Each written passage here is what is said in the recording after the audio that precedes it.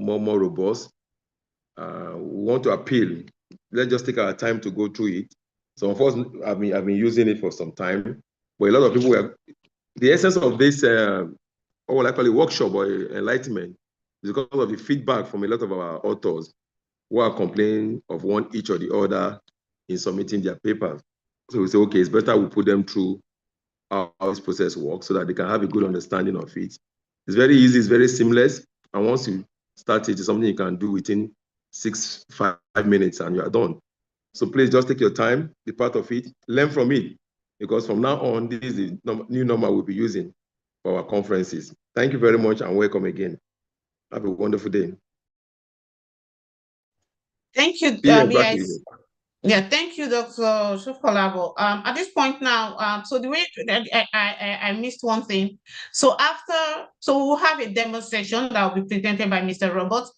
After that, we would have a Q&A. So we'll have a presentation, and then we'll go to the live session on the platform, and then we'll have the Q&A session. So that's how this whole thing will run today. So let's give the time now to Robert to get us going. Thank you.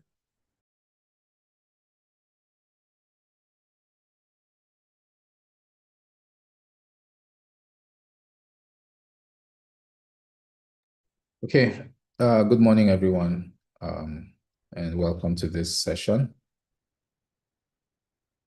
Let me just confirm that you can see my screen. So the presentation will be in two parts.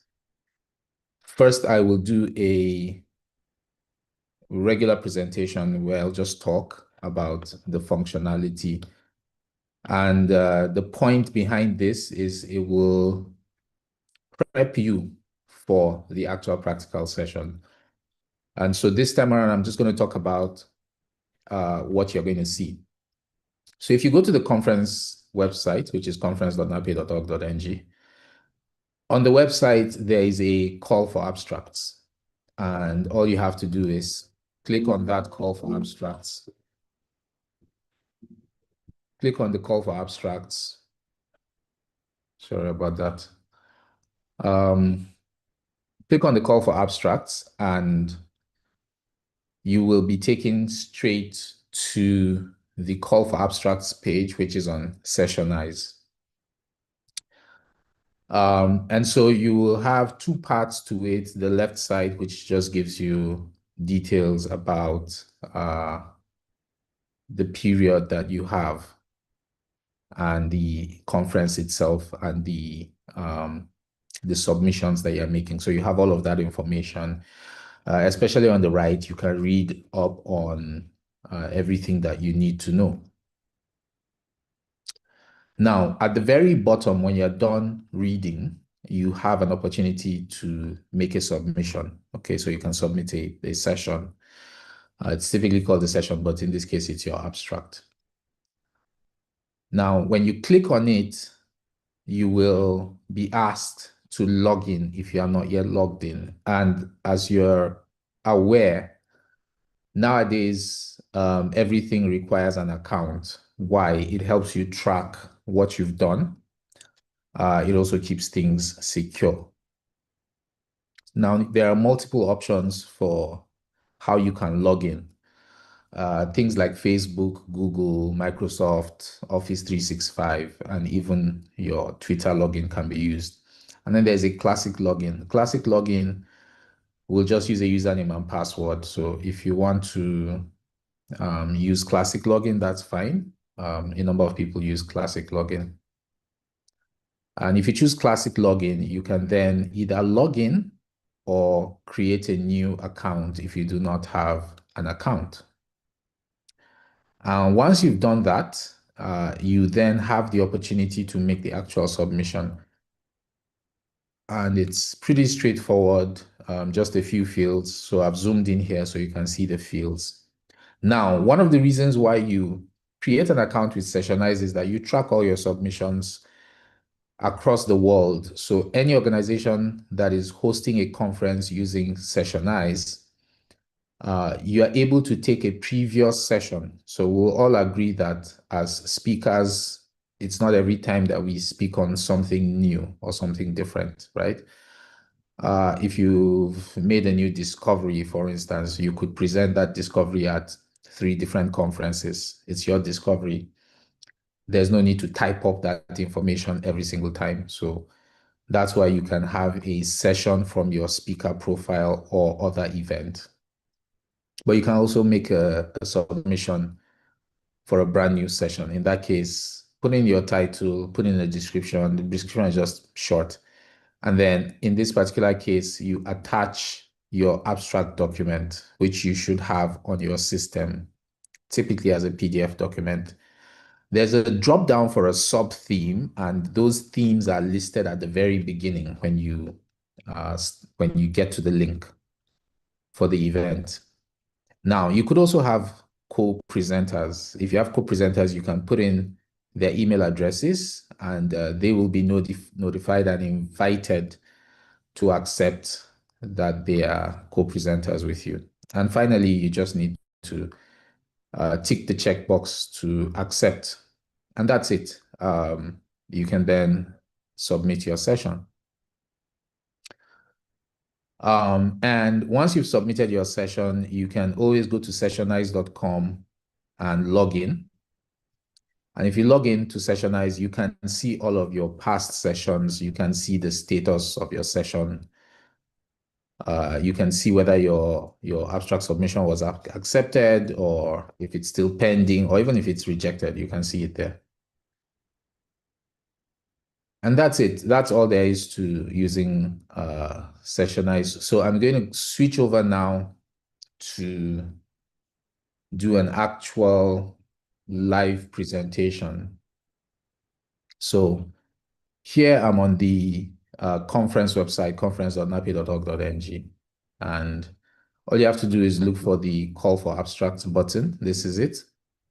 So once you click on call for abstracts here, it will load up this call for abstracts page. Now, like I said, you will need to log in. I'm already logged in, so that's why we have that. I don't think I need to show you how to create an account. It's the same thing everywhere. Right, so once you get here, you get to make your submission, right? Put in your title, put in your description, upload your document. Just click on browse and upload your document. Choose a sub-theme. The sub-themes are listed here. You would have read about them here on the right. And then here I already have my speaker bio. Again, every speaker has a bio. People just need to know who you are. Your bio is also helpful because it shows up on the speakers page on the actual conference website once the sessions have been crystallized and you have an agenda. And then I can specify my co-presenters here, agree on this, and then hit on submit session.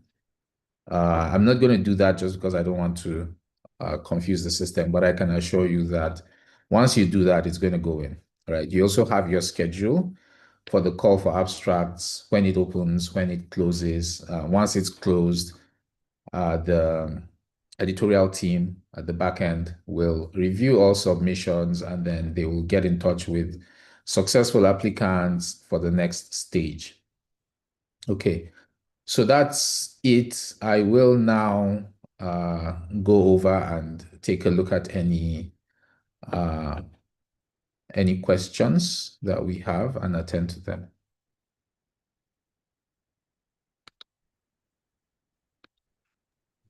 Thank you, Robert, for the session.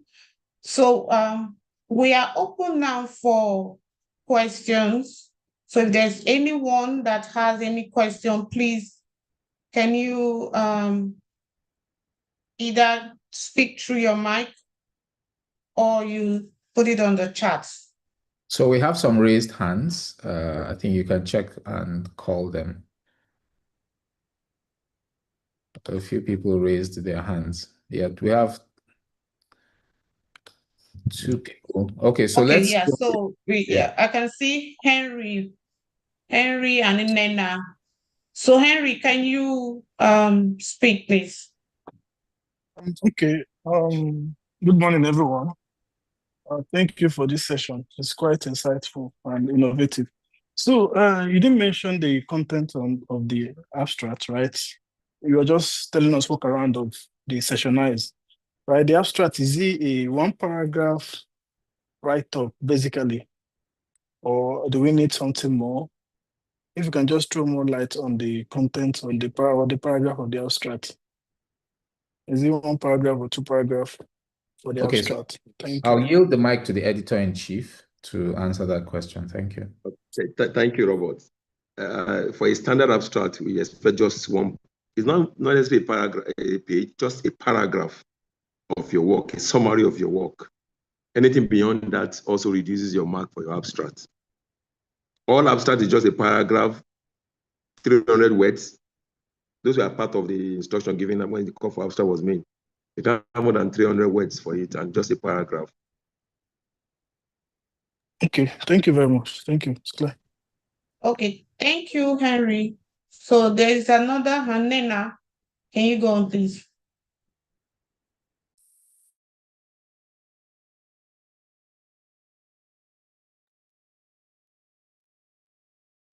Hanena, you can go ahead and speak.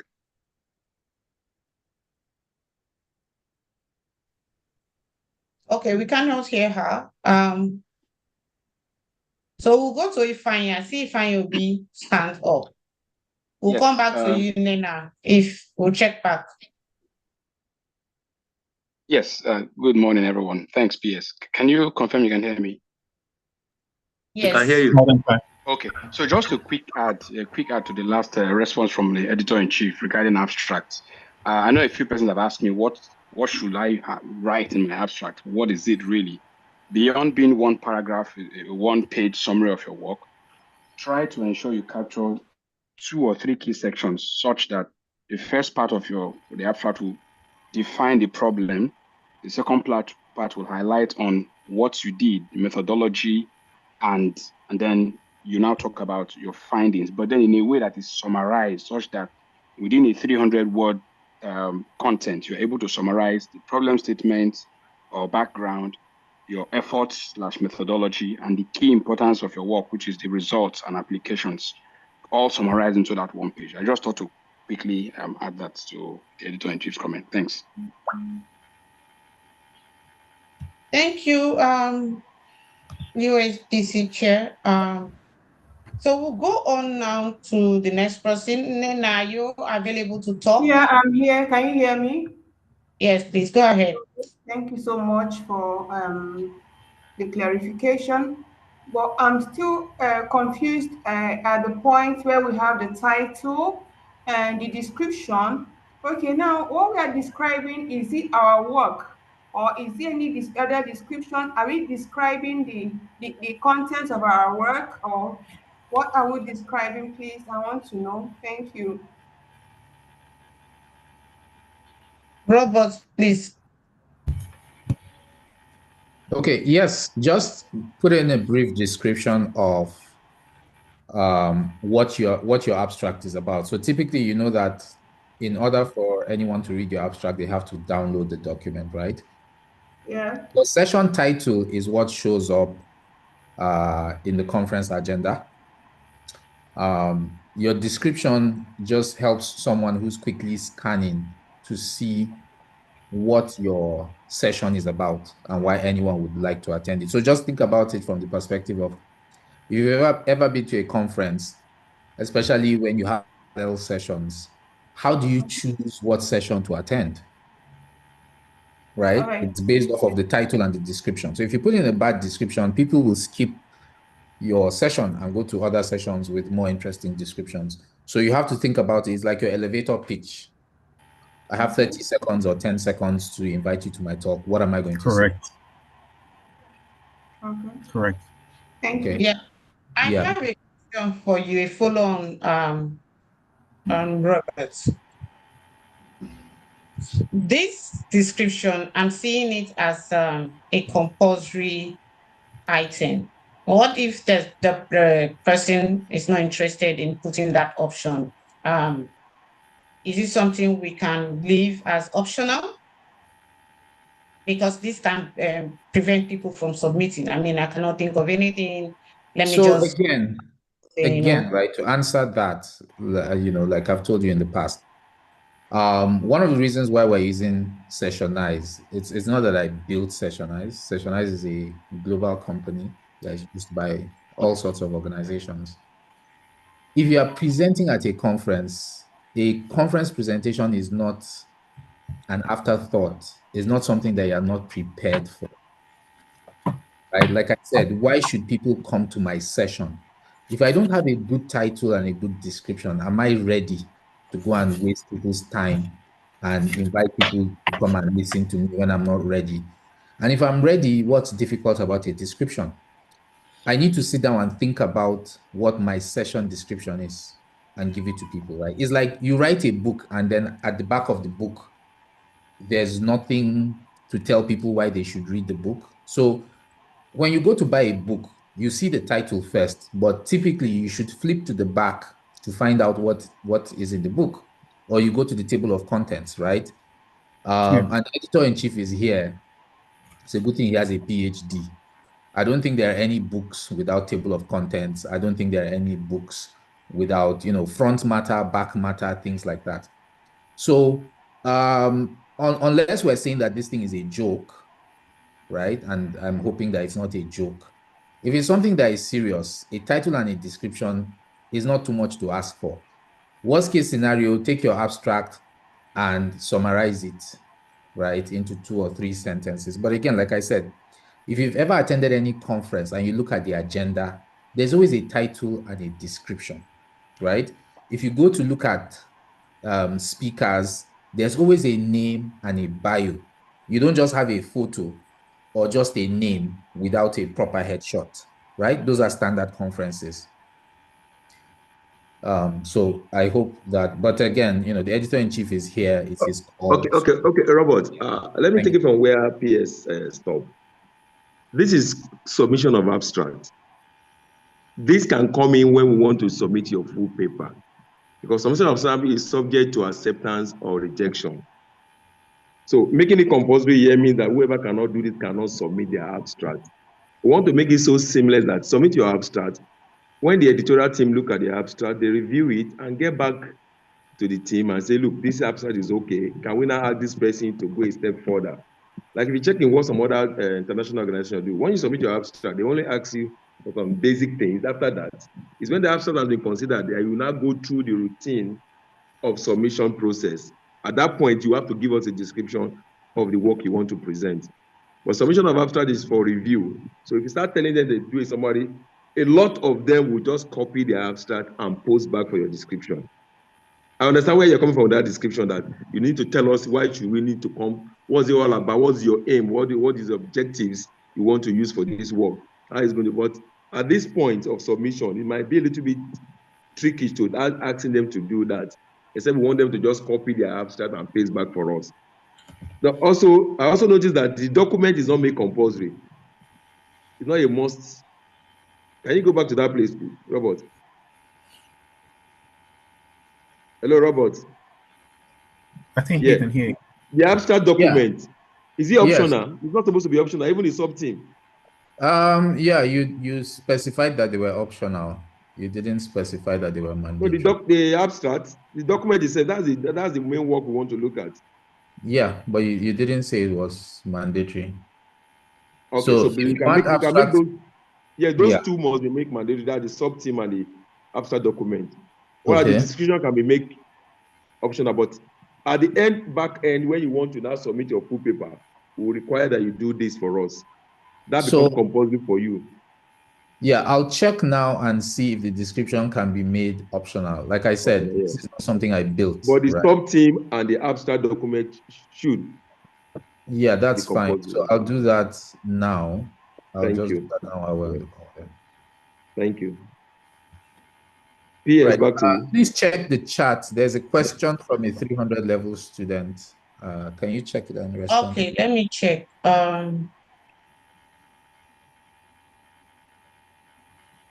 Okay. I think the answer to that is yes. I saw it. The answer to that is yes. Your level shouldn't matter. Be 100 level, final year, it shouldn't matter, provided you have something cogent to present. Yeah. So let's just look. This is to submit your abstract, right? Irrespective of who you are, students or YP or active members, everybody. This is the tool to use, right? Okay, so I have another one person on the call, Pearl. Can you unmute yourself and ask a question?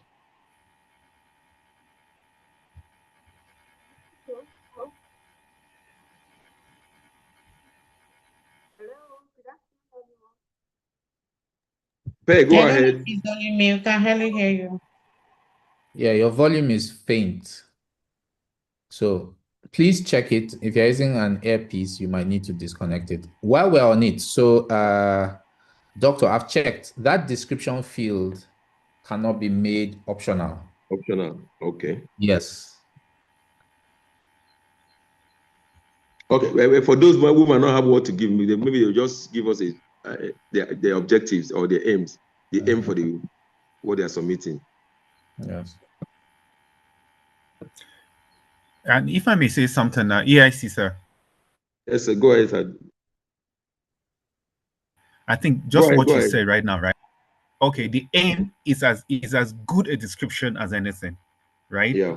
So it's like telling me you attend my session because I'm going to do ABC. That's it. Yeah. So the objective is perfect description. Thank you. You're welcome. Yeah. Okay, thank you. We can't hear Pearl. Pearl. Okay, I have Pearl, are you speaking?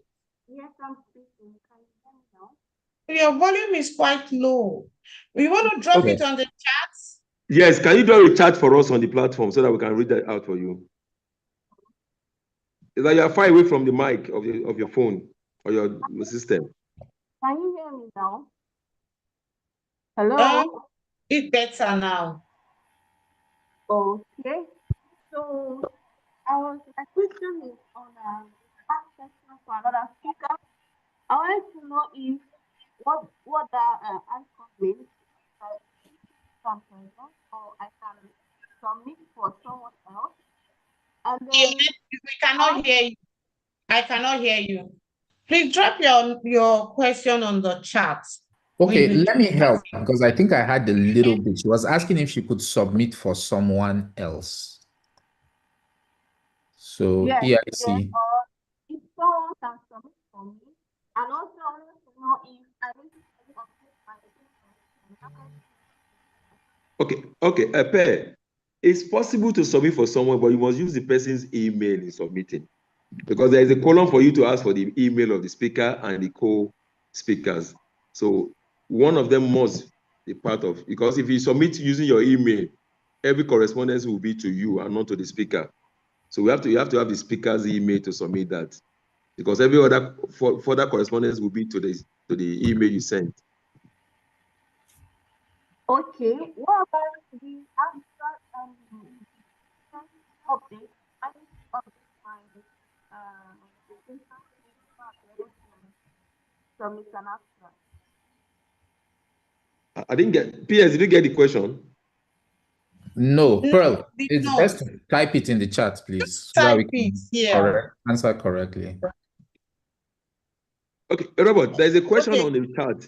Somebody is asking, like the industry, the IOCs, where they have like 10, 15 co-authors. What happened? So I think we can raise it up to about 10. So, but you know, these are co-speakers, not co-authors. So really the question is, who is standing on the stage with you? Are you having 10, 15 people stand on the stage to do a presentation? Okay, for co-speakers, we always want to do with the corresponding author, corresponding speaker. That is the person that you relate with. So in case the person is not going to be around, they cannot nominate somebody else.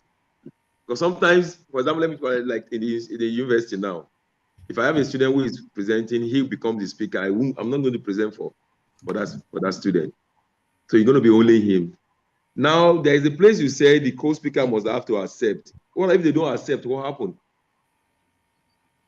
It's not a problem, right? So really, again, co-speakers, what we're saying is, I'm going to this conference and I'm coming with 3 other people. So a person not accepting is simply saying, I'm not coming along with you. It doesn't stop. It doesn't stop the document from okay. No, it doesn't. So that means the speaker can fill out all of this on behalf of the co-speaker, right? Correct. So the speaker fills in all the information. All the co-speakers are doing is accepting that they are co-speakers. Okay.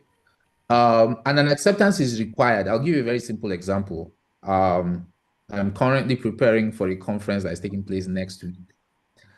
And there are people, because of the kind of platform that is being used, there are people that have been put up as speakers who just found out yesterday that they were speakers, and they've called in to say, please take my name down. I never accepted to be a speaker. Even if you sent me an email notifying me that I'm a speaker, as long as I did not respond to the email to say I agreed to be a speaker, I am not a speaker.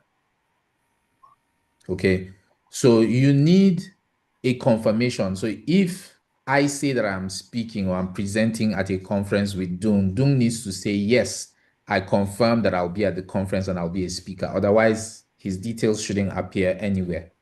So that's the way this works. Okay, so the co-speakers are not mandatory. They're not compulsory for them to accept or reject. No. Not. Yeah, I see. Yes. Okay. And there's another question on the chat as regard payment of due of this year or previous year as a criteria for submission of acceptance. Yeah, I see. Will you like to share the light on this? Yeah, you can submit.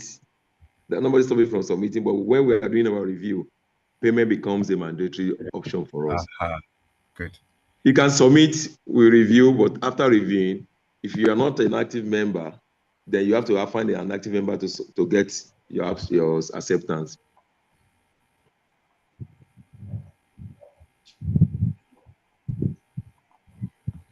Any other question?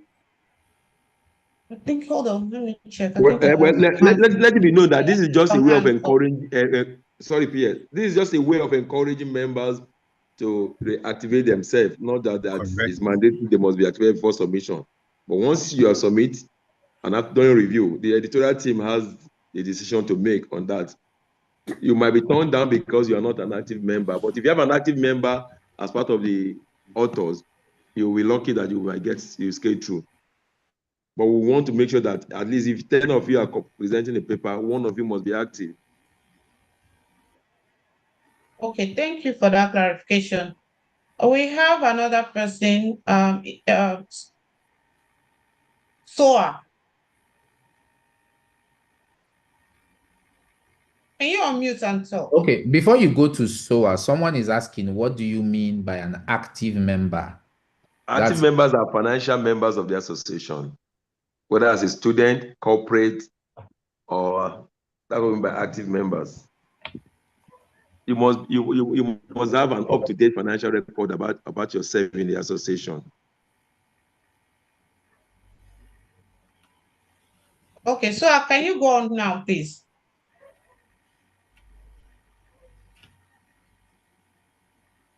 Okay, if you're muted, please unmute yourself. But if not, we'll go on to the next person. Malik, please go on. And for those who have asked their question, can you lower your hands? Hello, everyone. Okay, go ahead, sir. Yes, part of my question has been answered actually about authors and co-authors. But the remaining part I want clarification on is about the bios. So do we have to fill in the bios for all the co-authors or it's only for the main speaker alone? Yeah, thanks for that question. When the co-speakers accept, if they do not have a bio, the system will prompt them to put in their bio. Okay, that's fine. Thank you. Yeah.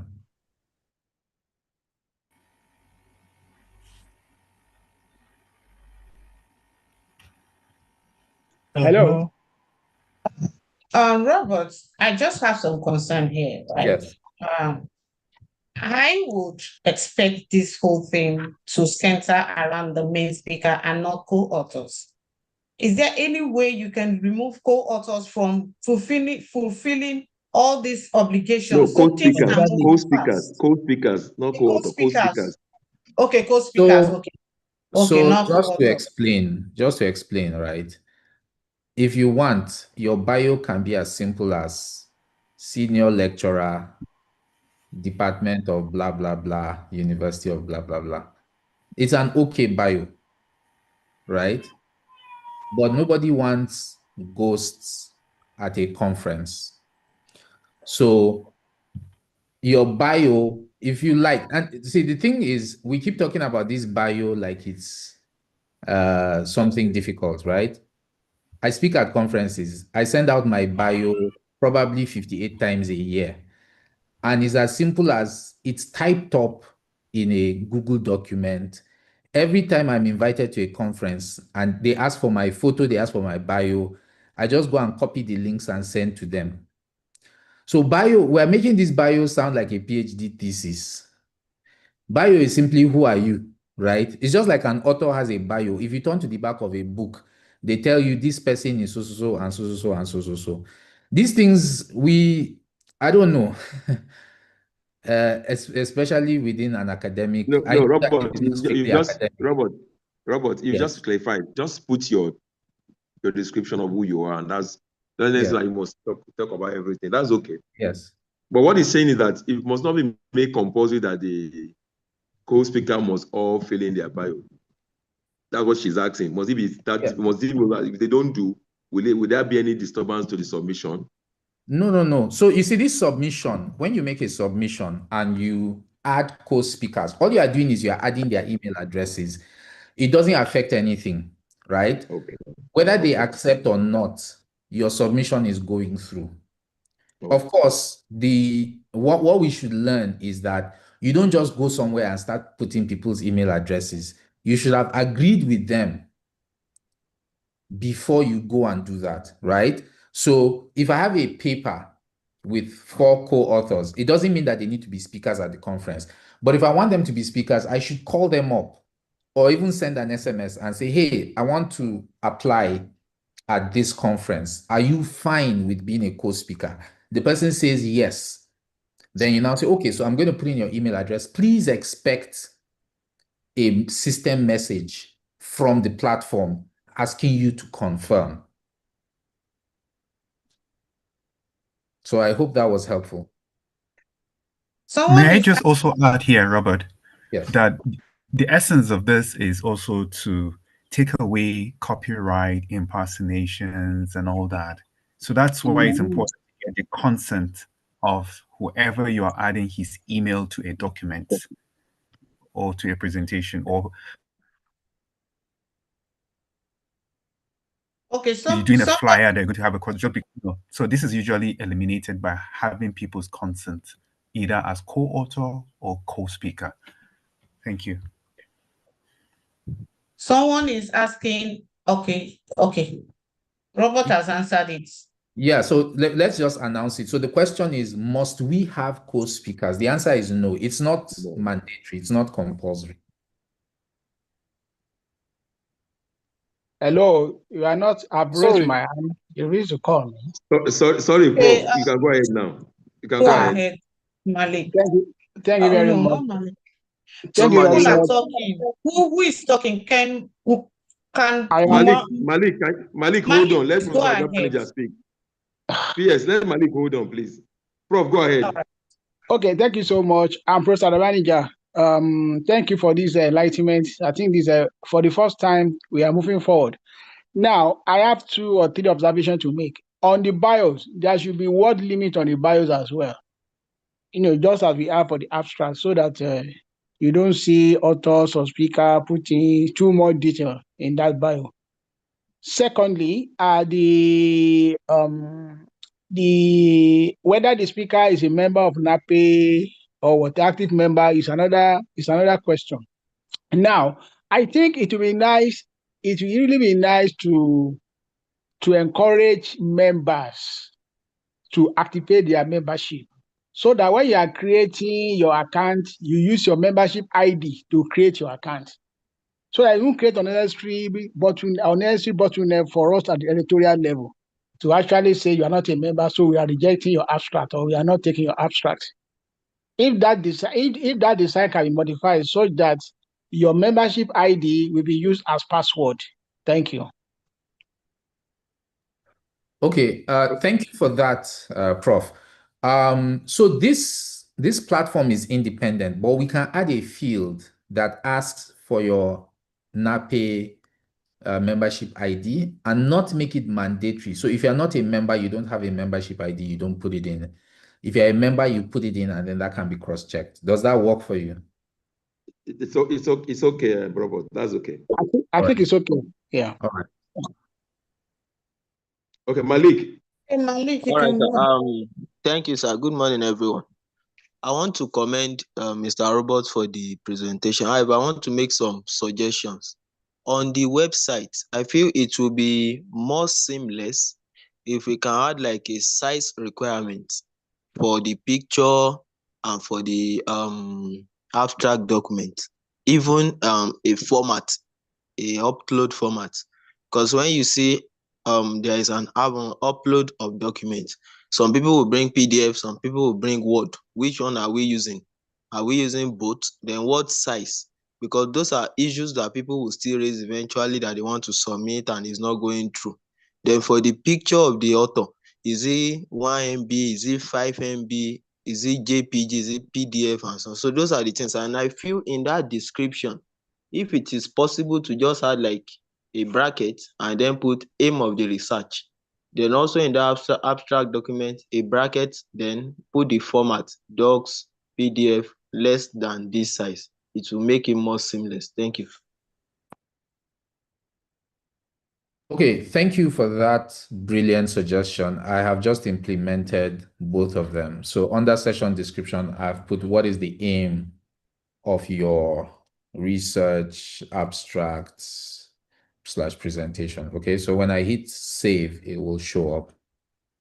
On the abstract document, I've said, please upload a 1-paragraph PDF document. Now, here's one thing we should understand about documents. There are different document formats. Reading them is easy.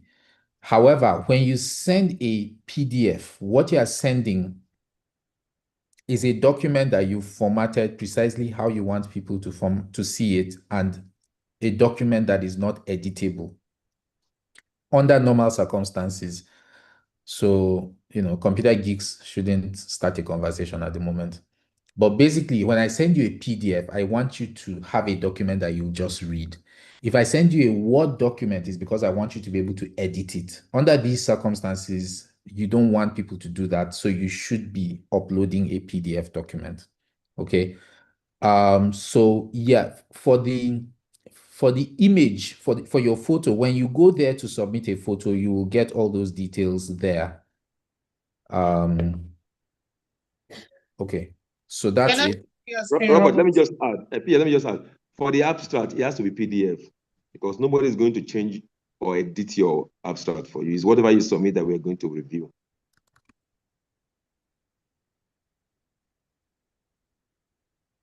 PS, go ahead. Hello. Yeah, no, I was telling Robert that we're seeing his screen if he's sharing his screen.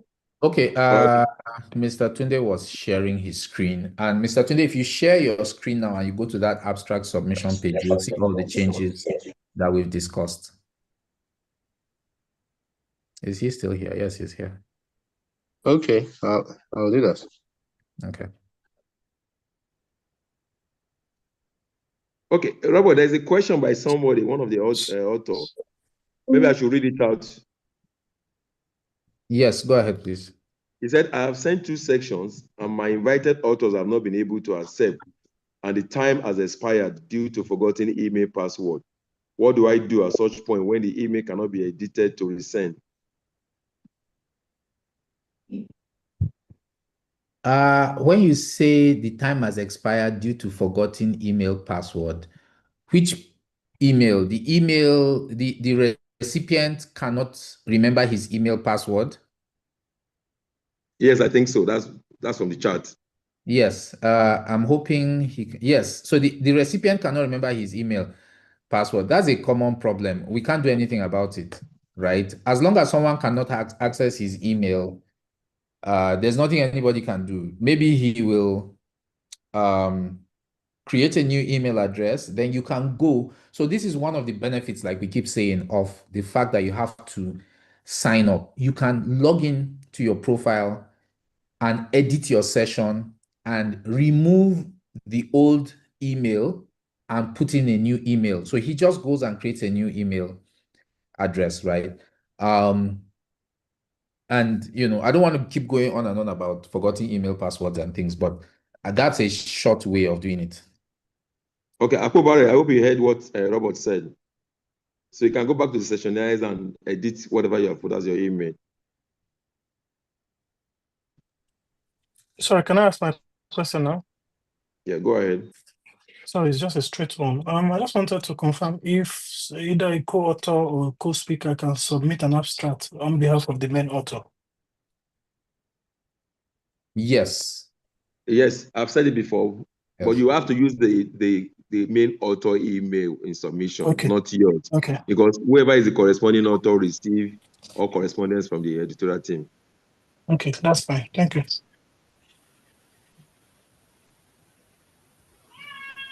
Okay, is there any other question? Any hand up?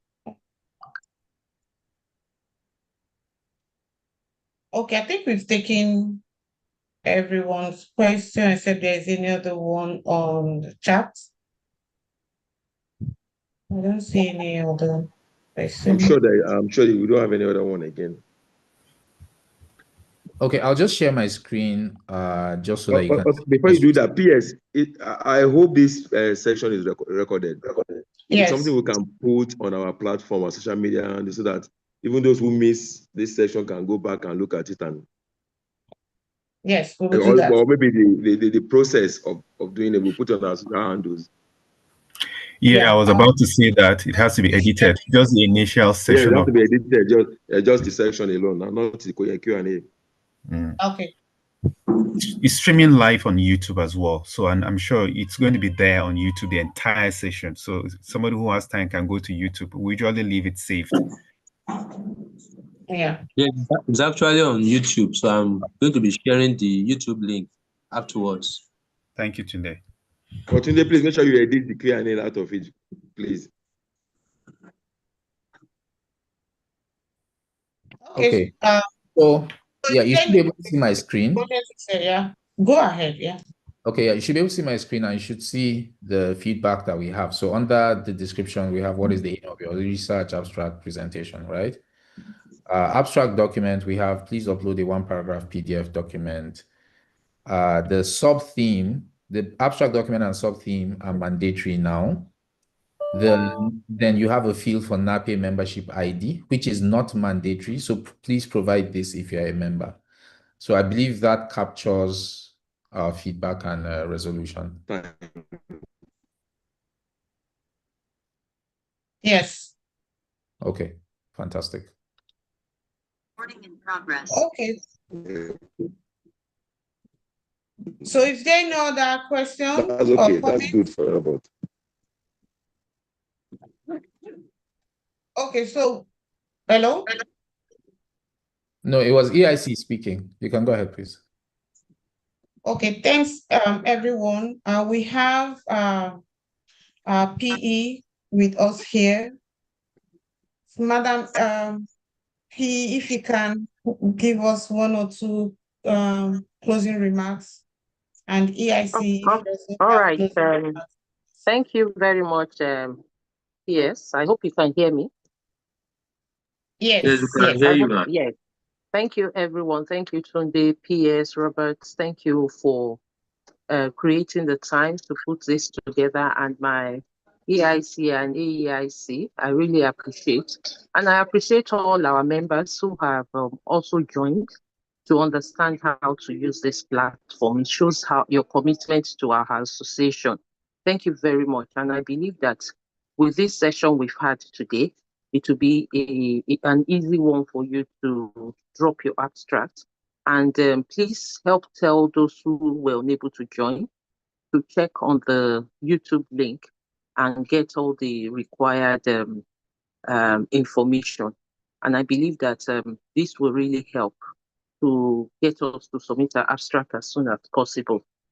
And I'm happy with this initiative because it's a new initiative for our association, and which I believe that will help us to do our things seamlessly going forward. Thank you very much, everyone. And I appreciate it. Do have a good day. Thank you, PE. Yes, thank you. So, Dr. EIC, do you have any other thing to add before I close it out?